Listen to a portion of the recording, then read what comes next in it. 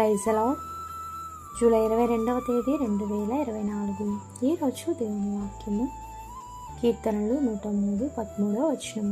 తండ్రి తన కుమారుని ఎడల జాలిపడినట్లు యెహోవా తన యందు భయభక్తి గలవారి ఎడల జాలిపడును. అవును, క్రీస్తునందు ప్రియమైన వారులారా, తనని పిల్లల పట్ల జాలి కలిగి ఉన్నాడు. మన అతిక్రమణ బట్టి దేవుడు మనల్ని చూచిన ఎడల మనం నిర్మూలం అయ్యేవారము. అయినను దేవుడు తన వాత్సల్యమును బట్టి, ప్రేమను బట్టి మన ఎడల జాలి కలిగి ఉన్నాడు. అందుకే ప్రతిదినం తప్పిపోయిన పాపంలో పడి ఉన్న జాలి వహించి మరొక అవకాశాన్ని మనకు కల్పిస్తున్నాడు. ఆయన యందు భయభక్తులు కలిగి మన పాపములు విడిచిపెట్టి పరిశుద్ధులుగా జీవించుటకు ఆయన సహాయం పొందదము. ఈ వాగ్దానం మనందరి జీవితంలో నెరవేరునుగాక. ఆమేన్.